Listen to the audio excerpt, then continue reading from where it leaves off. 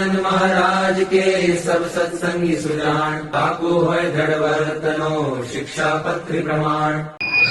शिक्षापत्री भाषा અને આઠમો ભાગ. હા, પંક્તિ આવ્યા છે આપણે 130મી. અંતર્યામી સ્વતંત્ર આધાર રે, જીવના કર્મ ફળ દેનાર રે, તેને ઈશ્વર શ્રી કૃષ્ણ પ્રમાણો રે, પર બ્રહ્મ પુરુષોત્તમ જાણો રે. તે શ્રી કૃષ્ણ છે આપણા ઈષ્ટ રે, સદા ઉપાસના યોગ્ય અભિષ્ટ રે. સુંદર મૂર્તિ અતિ સારી રે, સર્વે અવતાર ના અવતારી રે. જ્યારે રાધા સહિત એ રહે રે, ત્યારે રાધા કૃષ્ણ એને કહે રે. રૂકીમણી સહિત સોહાવે રે, ત્યારે લક્ષ્મી નારાયણ કાવે રે. જ્યારે અર્જુન સહિત રહે શ્યામ રે, ત્યારે નર નારાયણ નામ રે. જ્યારે રહે બળભદ્રાદી સંગે રે, નામ કહેવાય તે પ્રસંગે રે. ક્યારેક રાધા આદિક હરિજન રે, ડાબે પડખે હોય પાવન રે. ક્યારેક રાધાદી શ્રી કૃષ્ણ માઈ રે, અતિ સ્નેહ રહે છે સમાય રહે સ્નેહ કરીને. ત્યારે કૃષ્ણ કહેવાય છે એક રે, એમ સમજી લેવો વિવેક રે. માટે કૃષ્ણના સ્વરૂપ માયા રે, ભેદ સમજવો નહીં કાય રે. આ બધા જે રૂપ કીધા ને એમાં કઈ ભેદ સમજવો નહીં, એને એક જ છે. ચાર ભુજ અષ્ટભુજ જે હરે, સહસ્ત્રાદી ભુજ કાવે તે હરે. તે તો દ્વિભુજ મૂર્તિ જે શ્રી કૃષ્ણ રે, તેની ઈચ્છાએ જાણજો, તેની ઈચ્છાએ જાણજો જન રે. એવા કૃષ્ણદેવ જે મુરારી રે, તેની ભક્તિ સદા સુખકારી રે. પૃથ્વીમાં રહ્યા જે મનુષ્ય રે, તે સર્વે કરવી અવશ્ય રે. આ ભક્તિ કોને કરવી? તો પૃથ્વી ઉપર જે કોઈ મનુષ્ય છે ને બધાને ભક્તિ કરવી. જો બોલો, કોઈને આડી નબળ્યા, કોઈને આડી નબળ્યા. થોડાક વર્ષ પહેલા આપણા ગુજરાત છે ને બીજું એક રાજ્ય, પાકી મને ખબર નથી પણ વાત મુદ્દાની એ છે, તમને કહું કયું રાજ્ય પાકે. ત્યાં એ મંદિરમાં સ્ત્રીઓને પ્રવેશ નહીં, એટલે એને લઈને પછી સરકારમાં બધો વિવાદ બહુ આવ્યો હતો. ચાજા વર્ષ થઈ ગયા કોરોનાની પહેલા. એ સ્ત્રીઓને પ્રવેશ નહીં મંદિરમાં. હા, બરાબર. હવે જો સ્વામિનારાયણ મંદિર એક મંદિર, અરે સ્વામિનારાયણ મંદિર એક તો એમ નહીં, પણ પર્સનલ બાઈઓ માટેના મંદિર, પર્સનલ મંદિર હો. બોલો, હા એમ સર્વોપરીની વાત સમજે ને. તો પછી એવા કૃષ્ણદેવ જે મુરારી રે, તેની ભક્તિ સદા સુખકારી રે. પૃથ્વીમાં રહ્યા જે મનુષ્ય, તે સર્વે કરવી અવશ્ય રે. બસ બધાને આ ભક્તિ કરવાનો અધિકાર છે, બધાને અધિકાર છે. હજી એક તમને વાત કીધું, શાસ્ત્રની વાત છે, એટલે એમાં આપણે બીજું કંઈ નથી કહેવું, વાત શાસ્ત્રની છે. વેદ મંત્રો છે ને, વેદ મંત્રો એ શુદ્ર વર્ણ છે ને એ ભણી ન શકે. શુદ્ર વર્ણ એ વેદના અધિકારી નથી. શુદ્ર વર્ણ એને જનોઈનો અધિકાર નહીં. જ્યારે સ્વામિનારાયણ મંત્ર ગમે તે, હા કોઈને આડી નહીં, હા કોઈને આડી નહીં, બધા એનો મંત્રનું ભજન કરી શકે. બોલો, આ મંત્ર એવો વેદ મંત્ર એ બધાને ત્રિવર્ણા નહીં. બસ હા. હવે પછી એમ કીધું, પવિત્ર દેહ અપવિત્ર દેહ એ નામ નિત્ય સમરો સ્નેહ. બોલો જો આંદોલનમાં મહારાજે યજ્ઞ કર્યો, બ્રાહ્મણે ના પાડી દીધી, અમે યજ્ઞમાં નહીં આવ્યા. બે બ્રાહ્મણ હતા, બે વિરુદ્ધ થઈ ગયા. મહારાજે ભીલ લોકોને બોલાવીને એની પાસે વેદ મંત્રોનો ઉચ્ચાર કરાવી યજ્ઞ પૂરો કર્યો. ઓલા બાપા કહેતા હતા, તમે આવ્યા પહેલા ઓલા બાપા પાછળ બેઠા એ, હા કે ઉઠી સવારમાં ઉઠી અને સાંજે હોય ત્યારે આ બધું સ્મરણ નામ જપ બધું યાદ કરવાનું, સ્મરણ કરવાનું, પછી હોવાનું અને જાગીને નામ લેવાનું. એટલે કહું છું કે પવિત્ર દેહ અપવિત્ર દેહ બરાબર. સ્વામિનારાયણ મંત્રનું ભજન કરવા માટે કોઈ નિયમ નહીં. બાયું ભજન કરે, ભાઈયું ભજન કરે. શમશાનમાં ગયા ત્યારે માણસ અપવિત્ર કહેવાય, તો એને ભજન કરવું. હા, મેં મળદું ન કહેવાય, પણ જે કોઈનો પાર્થિવ દેહ એનો અગ્નિ સંસ્કારમાં બળતો હોય અને બાજુ બેઠા હોય તો એમ ભજન કરે. ભાઈઓ, બરાબર, એ રજસ્વલા ધર્મમાં હોય તો અપવિત્ર કહેવાય, પણ તો એને ભજન કરે છૂટી. જન્મ અને મરણ, સૂતક એટલે અપવિત્રતા, તો એમાં ભજન કરવાની છૂટી. સ્વામિનારાયણ ભજન તમે કરો, એમાં કોઈ બાત નહીં. જો એટલે કીધું ને કે પૃથ્વીમાં રહ્યા જે મનુષ્ય રહે તે સર્વે એ કરવી ભક્તિ અવશ્ય. બસ, કોઈ પણ તમે આવો ને, બધાને માટે ખુલ્લા દરવાજા છે અમારા, કોઈ બંધ જ નથી. અમારા અક્ષરધામના દરવાજા બધાને માટે ખુલ્લા મૂકાશે મેં. હા, આ એક છે દરવાજો ખુલ્લો બધા મૂકા, પણ એમાં એક છે, જો ભગવાન કે ભગવાનના ભક્તનો અપરાધ થઈ ગયો તો લાગી ગયા તાળાઓ, લોખંડી તાળા લાગી જાય, ખંભાતી તાળા લાગી જાય. એના માટે ધામમાં એ વચનામૃતમાં લખ્યું છે, મરણ દોરી અને એક જીવન દોરી.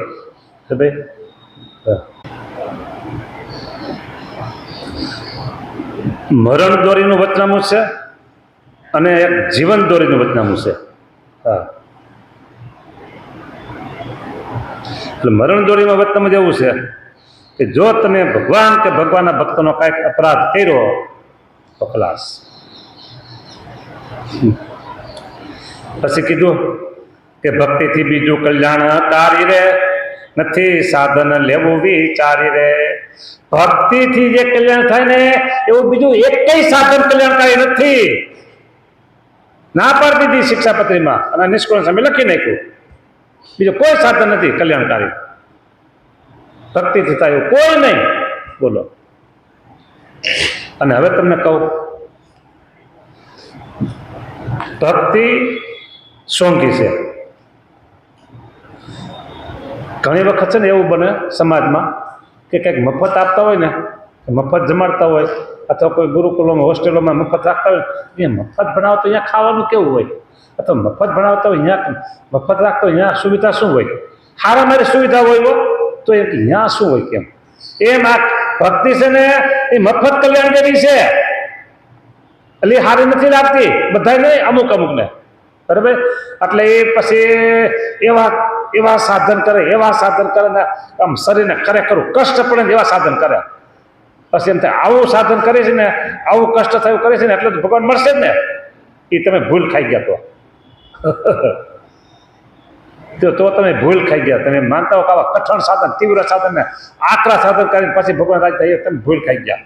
હા, ભક્તિથી રાજી થાય છે ને ભગવાન, એમાં બીજા કોઈથી રાજી થતા નથી. ભક્તિ, હા, ભક્તિ સર્વ મનુષ્ય કરે, પૃથ્વીને વિશે સર્વ મનુષ્ય કરે. બોલો, ભક્તિ એવું કીધું દીધું. હા, પૃથ્વીને વિશે સર્વે મનુષ્ય ભક્તિ કરી.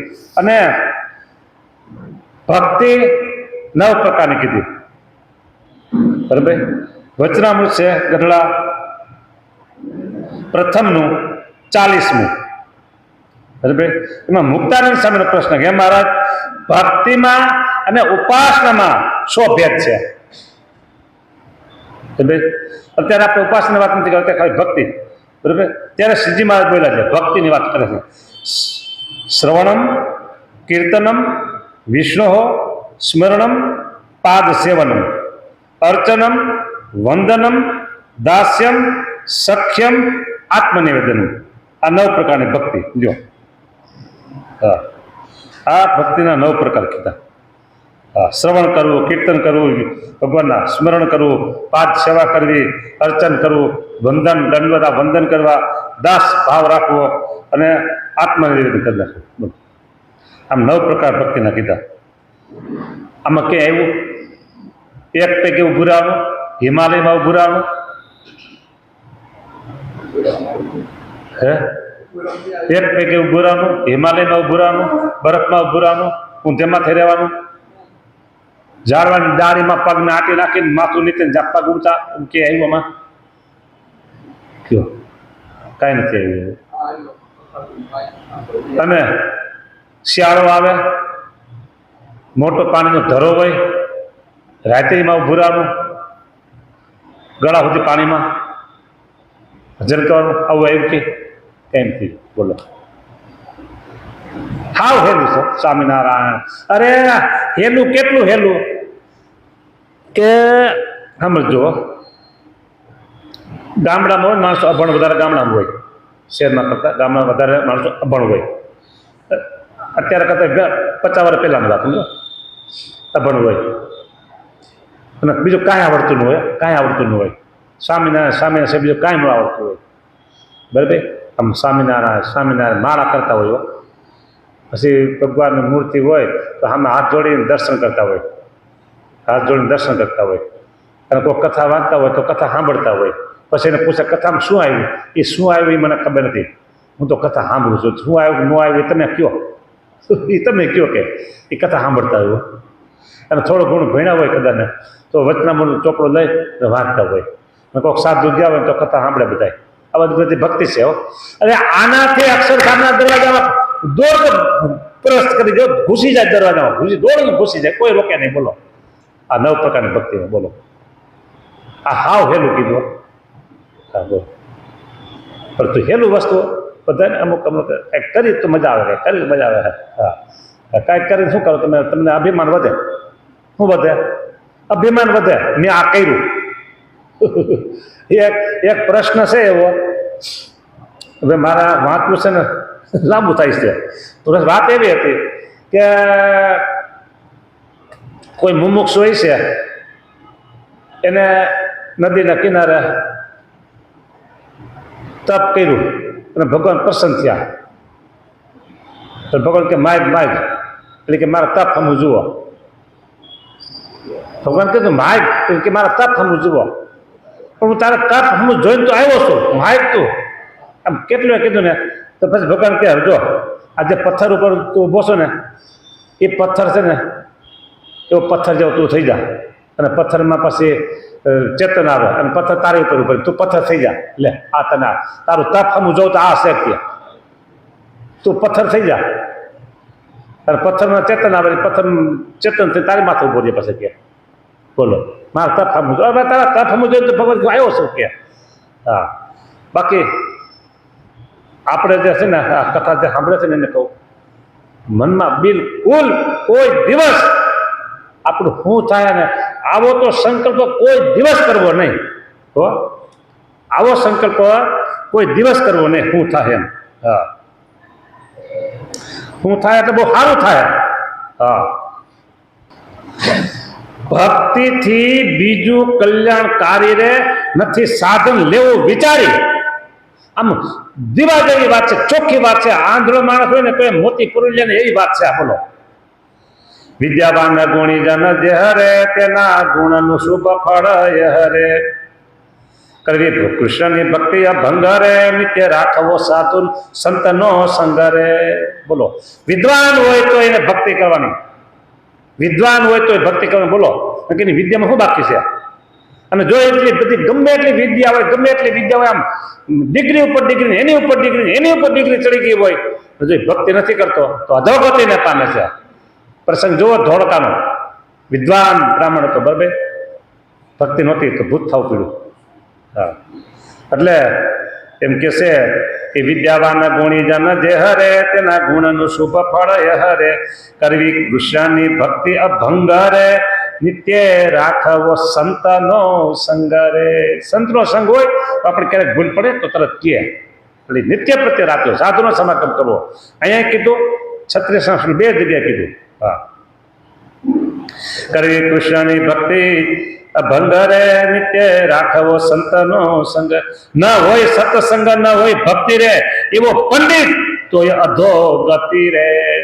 ન હોય સત્સંગ, ન હોય ભક્તિ, એવો પંડિત તોય અધોગતિ. કૃષ્ણ અને કૃષ્ણ અવતાર રે અથવા કૃષ્ણ પ્રતિમા સાર રે. ધ્યાન કરવા યોગ્ય છે એ હરે, ધરો ધ્યાન કરી તેમાં સ્નેહ રે. તે વિના મનુષ્યાદી દેવ તે વિના મનુષ્યાદી દેવતા રે કૃષ્ણ ભક્ત હોય બ્રહ્મ વેતા રે, કૃષ્ણ ભક્ત હોય બ્રહ્મ વેતા. બોલો, તો એનું ધ્યાન કરવું નહીં. તો એ ન કરવું તેનું ધ્યાન હરે, એમાં સમજવું બુદ્ધિવાન રે. સ્થૂળ સૂક્ષ્મ કારણ દેહ રે, તેથી પર નિજ આત્મા જે હરે, તેમાં બ્રહ્મ ભાવ આણી અતિ રે, કરો અહર નિશ્ર કૃષ્ણ ભગતિ રે. બોલો, કેટલી વાર ભક્તિ કરવાનું કહી દીધું છે. નિજાત્માનમ બ્રહ્મ રૂપમ દેહત્રય વિલક્ષણમ વિભાજતે ન કર્તવ્ય ભક્તિ કૃષ્ણસ્ય સર્વદા.